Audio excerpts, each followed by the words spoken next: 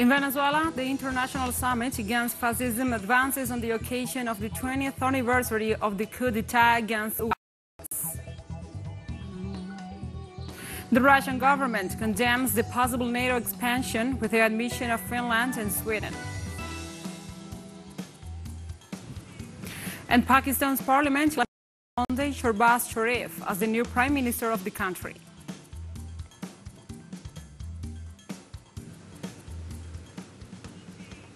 Hello, welcome to From the South. I'm your anchor, Gladys Quesada, from the TeleSUR studios in Caracas, Venezuela.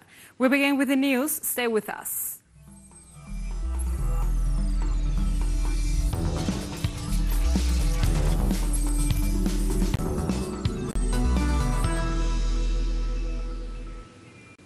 And now we begin. In Venezuela, the international summit against fascism advances on the occasion of the 20th anniversary of the coup d'etat against the then president of the country and leader of the Bolivarian Revolution, Hugo Chavez.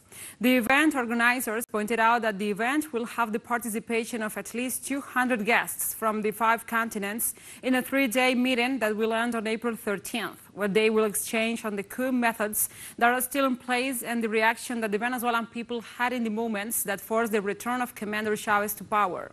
The coordinators affirmed that the representatives will address diverse topics such as the new forms of communication, the transcendence of traditional political models. They will also discuss how the world is adapting to new technologies.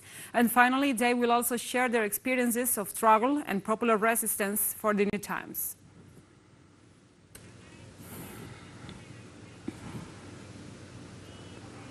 And it has been 2 decades since the coup d'etat carried out by the United States and Spain against then-President of Venezuela, Hugo Chavez. That strategy of Washington's foreign continues with the current Venezuelan president, Nicolás Maduro Moros, but it has always failed. What is the reason? The story with our correspondent, Madeleine Garcia. This is what Baral Avenue looks like in the center of the Venezuelan capital. 20 years ago, it was the scenario of the coup d'etat on April 11, 2002. The media. For months, they prepared the population. They spread the hatred of a supposed dictator whom they were supposed to remove. To see how Venezuela was in that moment, perhaps a laboratory of experimentation of new types of coups. The new coups of the 21st century, the coups where the media play a fundamental role, not only in the psychological and media preparation of coups, but also in their development in Venezuela. For the first time, the media and the duopoly who controlled the Venezuelan television at that time, Venevision and RCTV, participated in the organization of a coup. At that time, Diosdado Cabello was Venezuela's vice president. We met with all the media executives, all of them imagined the poison present there. They had the whole plan to split the screens, the conspiracy from inside. They contacted people from the armed forces, friends of Commander Chavez, who turned their backs on him. But how did the coup happen? Months of mobilization and street actions, the Venezuelan opposition on April 11 led poisoned by the media to the government palace where Chavez and his followers were. Suddenly, they began to fall with shots in the head. The shots came from strategic points. At that moment, we already had enough elements to know there was a coup in the making. A false positive with the assassination perpetrated by the snipers against demonstrators of the Jaguno Bridge. Against part of the demonstrators that arrived at the Baral Avenue, the snipers assassinated them, blamed Commander Chavez to tell the world that Chavez had killed his people. False positive is what happens in Ukraine. False positive to justify the coup d'etat, to justify the treason of some politicians and some military men. A large monument honors those who died that day where the Beliscus was built. A private media was in charge of broadcasting the images that went around the world of gunmen shouting at the march when in reality nobody was. You were shooting but not at the march. Why didn't the images show that there was nobody there?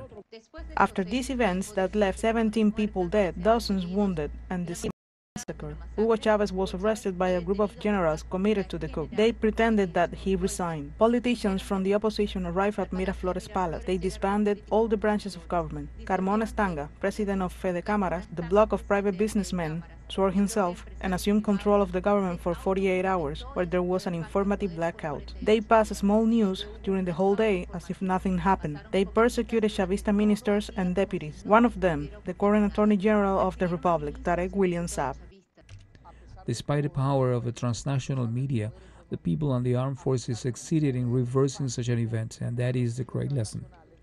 2 decades later, documentary makers reconstruct the narrative of a coup planned by the US and its ally Spain, April, and the means of war is the analysis that remains for history. Just as they had convinced the opposition of the dictatorship and the terror that Chavez represented, they thought that the Bolivarian people would believe their lies. They did not count on the conscience of the Bolivarian people. Chavez, with the strength of the people and the military allies, returned to power, but for 20 years they have continued to try to defeat the Bolivarian revolution and have failed. Madeline Garcia, TeleSUR, Caracas, Venezuela. And Mexico's President Andrés Manuel López Obrador described last Sunday's referendum as a success when he obtained more than 90% of the votes to continue in office. During his usual morning conference, the president highlighted the responsibility assumed by the millions of Mexicans who decided to participate in the consultation in spite of the obstacles imposed by the National Electoral Institute. According to data, entity, more than 16 million people participated in the event, out of which 15 million voted in support of the president. Only a little more than 1 million voted to revoke López Obrador's mandate. This referendum follows a constitutional reform carried out in 2019 and promoted by López Obrador and his party, the National Regeneration Movement.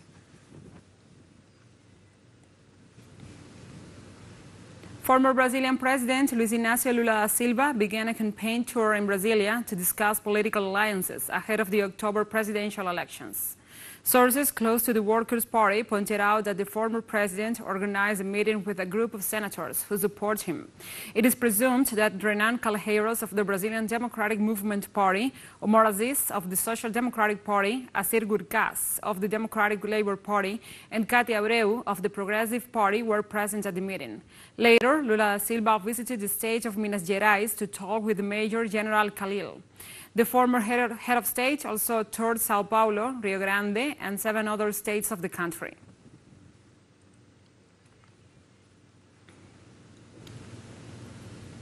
And this Monday, the Chamber of Deputies of Paraguay held an extraordinary session to discuss the fuel project subsidized by the government, which is expected to reduce prices by $100 million. The proposal submitted by the legislators is based on subsidizing the medium naphtha and common diesel of 15 importing entities. Furthermore, the subsidies are fixed until now and supported the 228 petropower stations, as opposed to the 2,300 private ones. It is a provision described as limited by the owners of these gas stations and their users. The legal text foresees that the difference between the sums with which the official entity sells these fuels and the purchase cost will be paid off by the Ministry of Finance through taxes. We'll take a short break now. Join us again after this.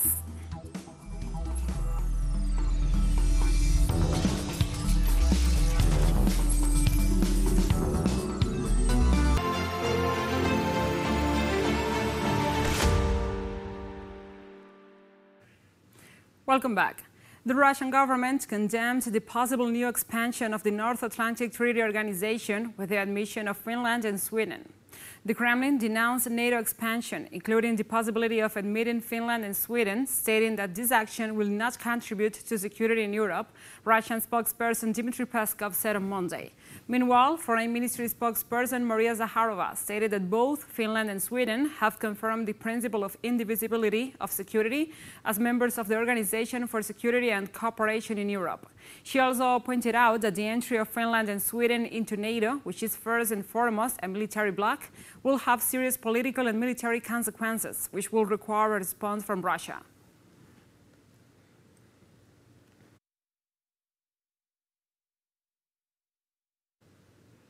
And we have our correspondent Alejandro Kirk with a new updates from the situation in different parts of the Donbas region. This time from the small town of Volnoshkova, severely destroyed by the shelling from the Ukrainian forces. Go ahead, Alejandro. A couple of weeks ago, we were here at the Varnavaha hospital. Varnavaha is a small town on the north of Donetsk. This hospital has been quite destroyed. Almost, I would say, 90% of it is destroyed. The director of the hospital told us that in these areas there were tanks and artillery belonging to the Ukrainian forces, from which they were firing over to the Russian and Donetsk militias trying to liberate this area. As you see the destruction, part of the hospital is now again working. A new electrical equipment has been installed, and some patients are already being attended here. The doctors hope that soon this will be reconstructed. It looks difficult, but the spirit seems to be that of getting away from this situation and looking forward to the future. Thank you, Alejandro, for this report. And now we move on to other topics. China rejected attempts created by the United States media to foster discards between the Asian giant and Russia, and denounced that efforts to spread rumors about disputes between the two countries are destined to fail. Chinese Ministry of Foreign Affairs spokesperson Zhao Lijian denounced that several Western powers, pushed by the U.S., have tried to link the crisis in Ukraine with relations between Beijing and Moscow to achieve strategic objectives.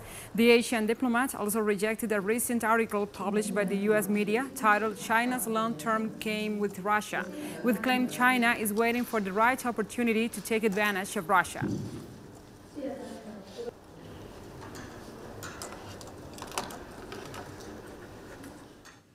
And the French president and candidate for re-election, Emmanuel Macron, and the far-right standard-bearer, Marine Le Pen, will vie for the presidency, on April 24th, after taking first and second place, respectively, in Sunday's polls. According to official data, the current head of state obtained 27.6% of the votes in the first round, and against the 23.41 votes received by far-right candidate Marine Le Pen. Le Pen has also said that if elected, she proposes to abandon NATO's integrated command, while her counterpart, Macron, plans to continue strengthening the military autonomy of the European Union within NATO. French citizens will therefore have to choose the country's course until 2027 on April 24th, in a decision that could imply a change in international alliances. Initial polls indicate that in the second round, Macron will obtain 52% of support, while his rival will obtain 48% of the vote.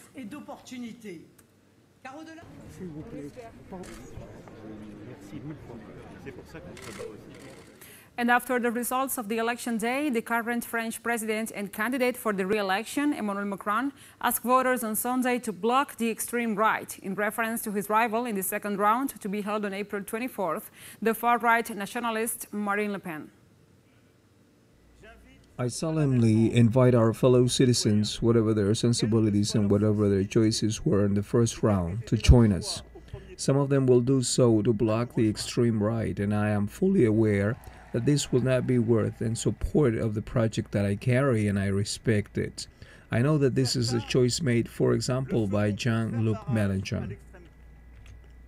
So during the next 15 days, spare no effort, because nothing is done. Let's be humble, determined. Let's convince each and everyone. On April 24th, we can make the choice of a new French and European era. On April 24th, we can make the choice of hope. On April 24, we can make the choice of France and Europe together. And for his part, the leader of the insubmissive France coalition, Jean-Luc Mélenchon, in third place in the French presidential elections and out of the second round to be held on the 24th, asked his voters on Sunday that none of them should choose the far-right Marine Le Pen on that day. We know for whom we will never vote. And for the rest, as I told you 5 years ago, do you remember that there was some damage after our declaration? What are they taking the French people for? They're capable of knowing what to do. They're capable of deciding what is good for the country. We will never lose our trust in democracy, so you must not give a vote to Mrs. Le Pen.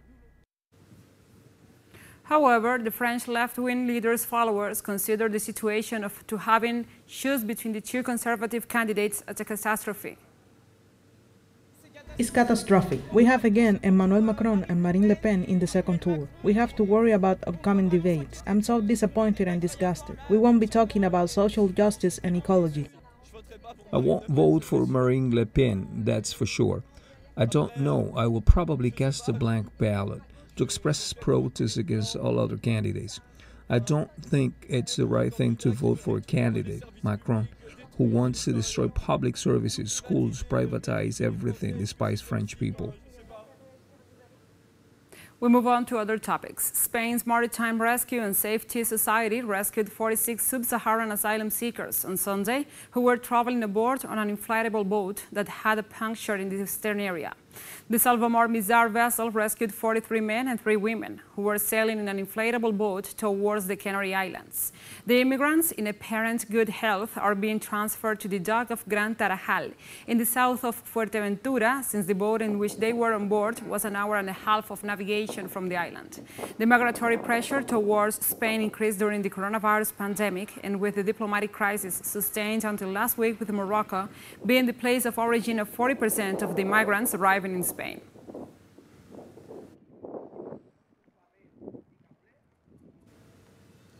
And we have more news coming up after a final short break, so stay with us.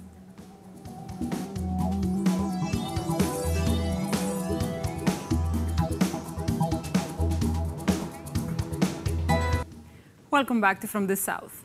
Pakistan's parliament elected on Monday Shehbaz Sharif as the new prime minister of the country. Sharif, brother of exile leader and former Prime Minister Nawaz Sharif, also shares the main opposition party, the Muslim League of Pakistan. The election of the new Prime Minister comes after Imran Khan was removed from office due to a no-confidence vote over the weekend. Sardar Ayaz Siddique, acting Speaker of the House, announced that Sharif was elected Prime Minister after obtaining 174 votes out of 342 seats in the Assembly. The election of the new Prime Minister on Monday will not, however, put an end to the weeks of strong political instability in Pakistan, since Khan has denounced that an international conspiracy is behind the no-confidence motion that removed him from office.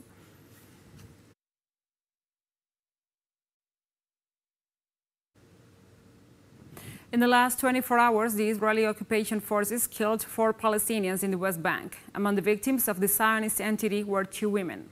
Israeli soldiers shot and killed a 45-year-old Palestinian woman west of the city of Bethlehem on Sunday. The victim was a mother of 6 children and was identified as Qara Ibrahim al-Haredi. On the other hand, the Wafa news agency reported that a young Palestinian woman, still unidentified, was killed by Israeli forces near the Ibrahimi Mosque in the city of Hebron. During the same day, 21-year-old Muhammad Ali Kunim was killed in Nablus. Finally, the 4th victim is 17-year-old Muhammad Sarkarak, who succumbed to wounds sustained from Israeli gunfire during an incursion into the occupied city of Jenin.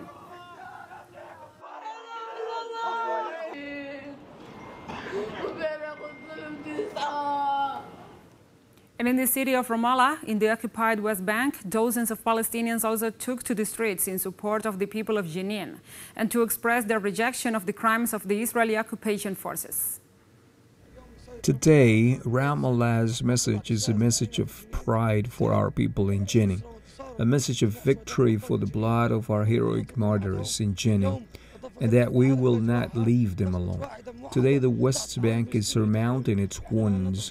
We all one and united under the Palestinian flag to say that we will not leave Jenin alone. We will not allow the occupation to monopolize Jenin. Things are already heading towards escalation. Things are heading towards confrontation. What we have witnessed during the past 2 weeks has one title: Confrontation, Blood, Victims, and Crimes of the Occupation.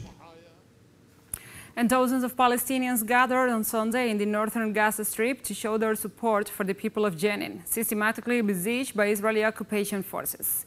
Members of the Islamic resistance movement Hamas expressed their solidarity with the inhabitants of the Jenin refugee camp. Israel launched raids for 2 days, mainly targeting the residents of Rad Hazem, who on Thursday attacked and killed 3 Israelis and wounded others in the city of Tel Aviv before being killed. This Sunday, the Israeli repression left 10 citizens wounded and more than 20 arrested. In this context, the Palestinian resistance and the mosques of the Jenin called for a general mobilization to confront the incursions of the Israeli forces.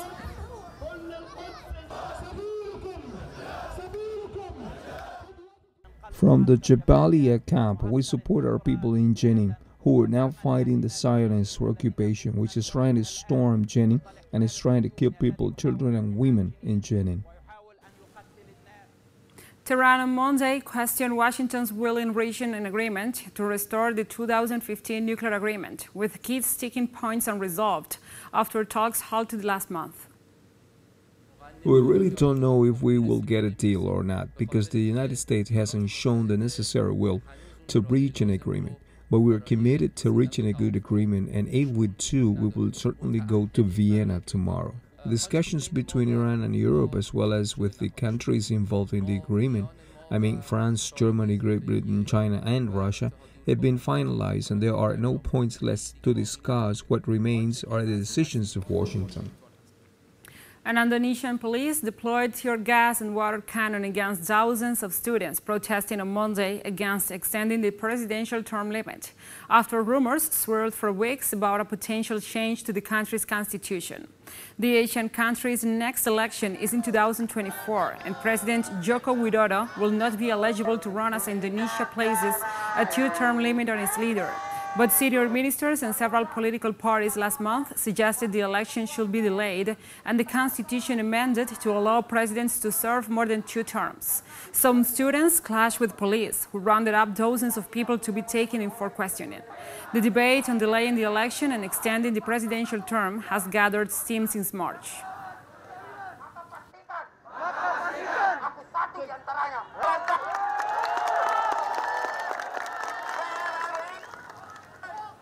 And like this, we have come to the end of this news brief. But remember, you can find this and many other stories on our website at telesurenglish.net. And also, if you feel so inclined, please join us on social media for all the latest news. We are on Facebook, Twitter, Instagram, and Telegram. For TeleSUR English, I'm your anchor, Gladys Quesada. Thank you for watching.